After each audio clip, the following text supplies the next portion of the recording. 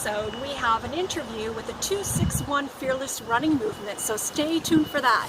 But first, let's go to our interview with Niki Kendall on her passion for flat track racing. Check this out.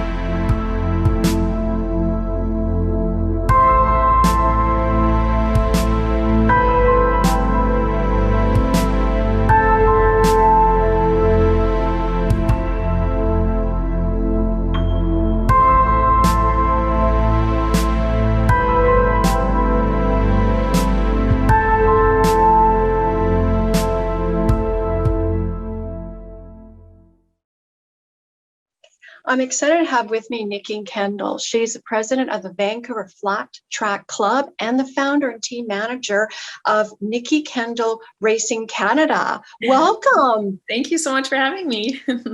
So I want to begin. What is your role? Well, as president of Vancouver Flat Track Club, I manage the club and the executive committee, and we put on races actually our home track is in Pemberton. So we host races in Vancouver for the local race community. And I'm also the race marshal at the track. So when we put on the races, I'm the one who's kind of making sure everyone's following the rules and making sure that the program runs smoothly. And then my newest venture is NKR Canada, which is Niki Kendall Racing Canada. And I've built out this team with the intention of getting some more Canadian talent in the mix at American Flat Track, which is sort of our biggest arena of competition in our sport at the moment. Well, you wear many hats. I mean, yeah. What's involved in exactly? Like, tell us a typical day. Sure. I mean, right now, my primary focus is on NKR Canada. Obviously, with the pandemic going on right now, VFTC, which is Vancouver Flat Track Club, we're not able to put on any races or anything. So we kind of have our fingers crossed that perhaps towards the end of the summer, things might change a little bit and we might be able to do that. But right now, my primary focus is on the team. And I've enlisted a rider to ride for us. And I've just been really building up to launch into this race season.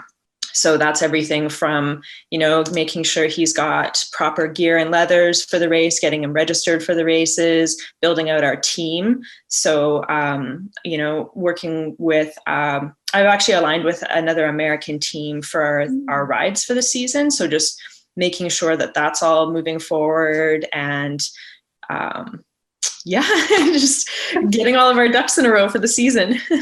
Yes. And, so many goals. Did you always have a need for speed, if I call it?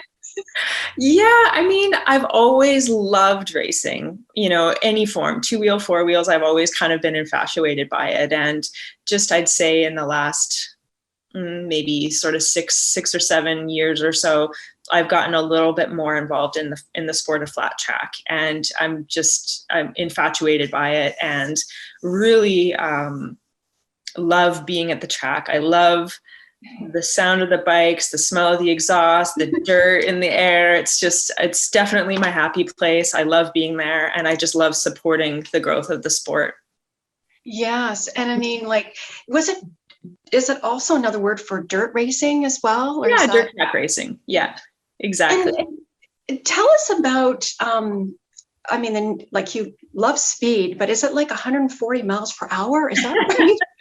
Yeah, I mean, they can get going pretty quick, especially when you get into the larger tracks. So the tracks that we predominantly race on can be smaller in size. They're called short tracks, or sometimes up to a mile long track.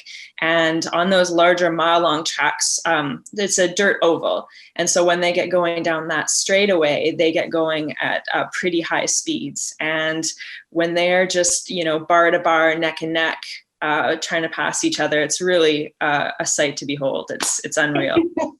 It is. And how much does it weigh? How much does it weigh? The bike? Yes. Well, they vary in weight depending on the class. So there's all sorts of different classes, and the American Flat Track Series is considerably different than what we have locally here. They're a lot more strict about the weight of the bike, and there's restrictions based on if you're in the singles class, production twins class, or the super twins class. Whereas here locally, the weight's not so much of a thing. It's more about the displacement of the bike, or if it's vintage, or if it's a DTX bike. So there's lots of variables that go into that. Wow, but it's fun, and you learn how to do it, and it's. When you said you can smell the gas, and it just makes me think visually what it's like. And I want to go back. When was that pivotal moment that you knew you wanted to, loving the speed of cars and motorcycles? Like, how did that start? I think probably it started with boats. I grew up on a lake in the Okanagan, and I just loved being out on boats, motorboats, speedboats. And I think that same smell, it's very reminiscent of that. So probably with boats and like old trucks, and it just eventually morphed into being interested in cars and motorcycles, and then got into the racing side of things. So that was sort of the transition, I suppose. Yes. What about role models? Did you have any? Yeah, from a racing standpoint, gosh, right now, there's only one female competitor in the American Flat Track Series, Shayna Texter, and she's a force to be reckoned with. She was the first female to win an American Flat Track Pro Singles main event in 2011. And, I know some women who compete in male-dominated sports don't necessarily like to be singled out based on their gender for their accomplishments. So, beyond that, she's also ranked as the winningest AFT singles rider in history at the moment. So she's definitely inspirational. She's just out there on the track with the boys, just kicking butt, giving them a run for their money. So she's definitely an inspiration for sure. It would be nice to have more women. And tell us, how are you promoting women to, take up the sport? Yeah, well, locally, Vancouver Flat Track Club is fortunate enough to have observed and been a part of the growth of women's involvement in the sport here. So when we first started, there definitely was some interest. And then over the years, it's just sort of grown in numbers. And to be honest, we have a women's class, and then the women also race in any class they want with the guys. And the women's class is probably one of my favorite to watch. They are just, it's some of the best competitive racing that we have every season. So that community of female racers in of itself has really worked to grow a supportive network and encourage other women to come out and race. So it's been fantastic to watch and be a part of. And it's like great entertainment, right? Oh, I mean, yeah.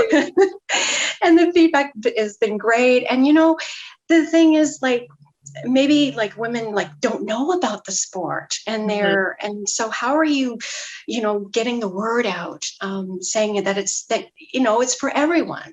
Yeah, well, we have a presence on social media, so we post on there, and we have a pretty good, we call them our flat track family, our local community here that supports us, and they're very good about sharing the word and encouraging people to come out as well. So just a really, really tight community that's working to get more people involved in the sport.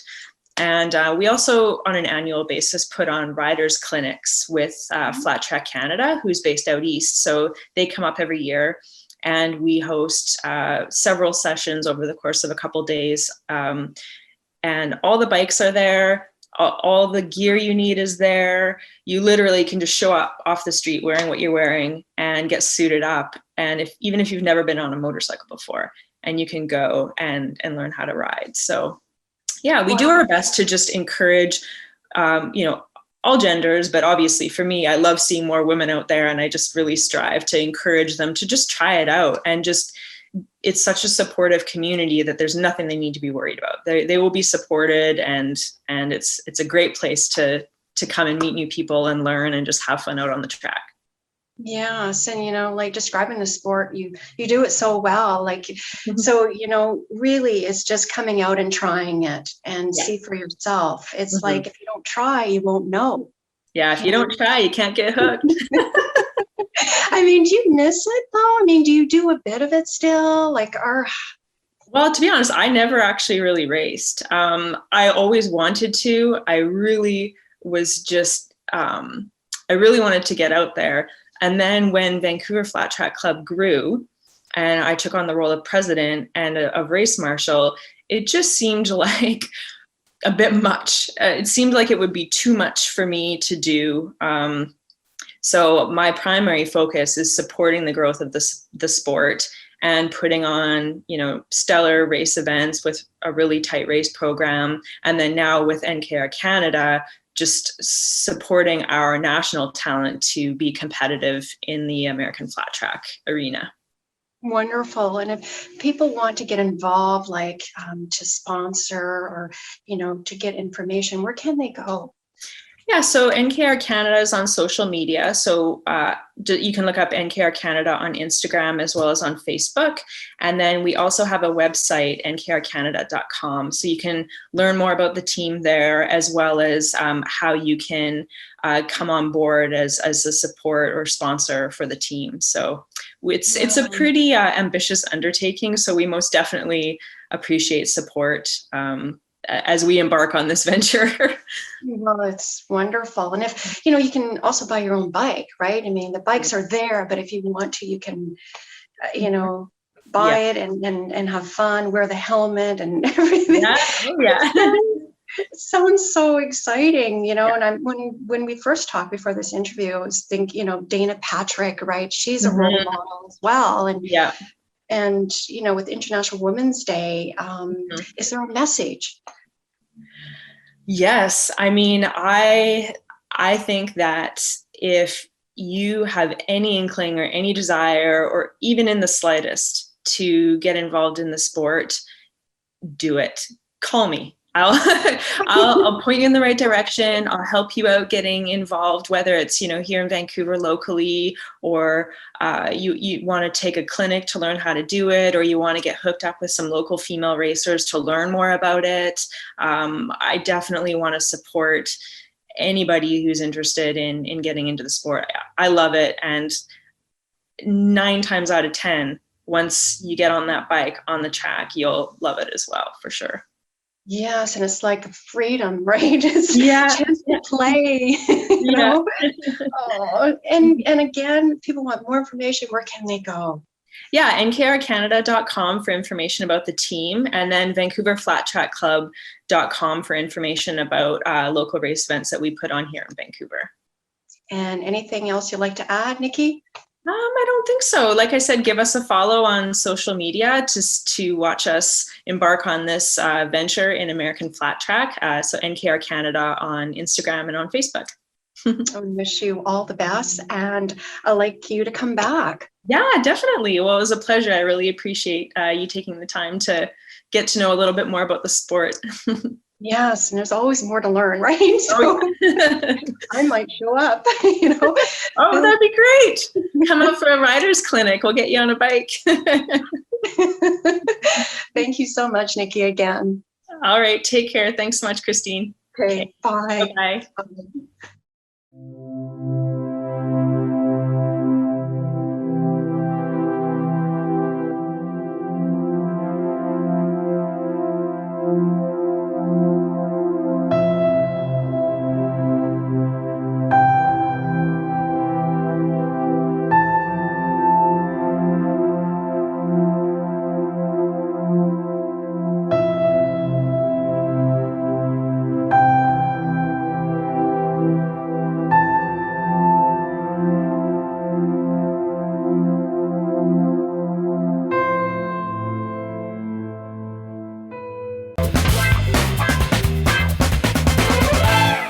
Joining me are 2 special guests, Kathrine Switzer, who officially registered for the Boston Marathon in 1967. She's an activist.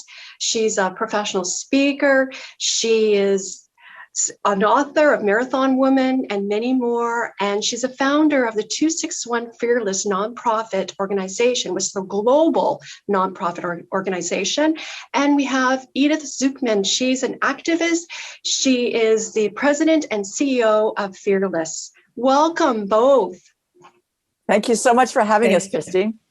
Yes. Thank you. You're welcome. It's so good to see you virtually.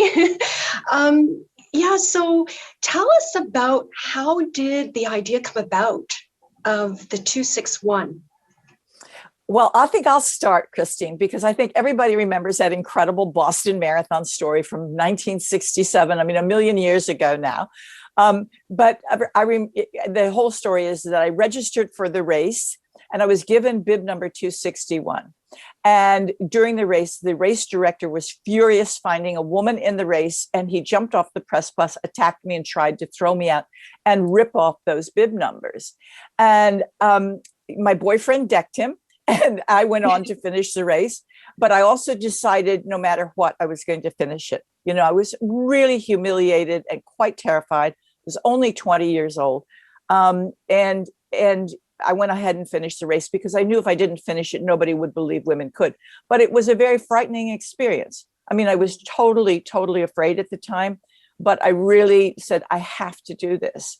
And finishing the race was everything. It changed my life. And it subsequently, all these years later, inspired people. And 261 became kind of this number meaning fearless in the face of adversity. And so it was Edith who was sitting with me one time, and we were doing an interview, in fact, years ago in Austria. She was working as a sports journalist. And I told her about how this number was becoming, kind of globally known as this kind of cult number for fearlessness. And I didn't know where it was going to go. And she said, you have no idea how powerful this is. And we started talking. And I said, look, we can't, I don't want to do another organization. We went back and forth. And it was actually Edith who conceived the idea of creating the nonprofit 261 Fearless, and taking that vehicle and that inspiration of a woman taking the first step toward fearlessness, despite being afraid, and having her life empowered and changed to create this global organization. So I'm going to let Edith now tell you the next steps, because really, 261 Fearless just wouldn't be here if it weren't for her. Yeah, so it was this inspiration, what happened at this April day in 67, where a young woman had this moment to overcome, where she had to choose, do I overcome the fear? Do I face this adversity? Or do I step to the away and do nothing? And she faced, luckily for us, the fear and finished the race. And actually, this is a metaphor for each of us. Each woman knows the sentence, you are not able to do it, you can't do it. And at one point, we all believe it. But it's just this one first step, the single step, where you step and move on, even if you're anxious or if there are barriers. You move on, and then you suddenly feel, wow, I can do it. And running is so easily accessible, and it's possible to teach us this moment. So being fearless, being 261. And there are a lot of women out there who are still feeling this anxiety or fear. And we take them by our hands and help them to do the first step. Because also, Kathrine, you had your boyfriend next to you who supported you. And we, with 261 Fearless and our global network, our local clubs, there are women who know it, who have this 261 moment, and they take other women by their hands and help them to overcome the fear, take the first step while running, and recognizing, okay, if I can do this first step, if I can run this first mile, I will be able to achieve even more. Mm-hmm.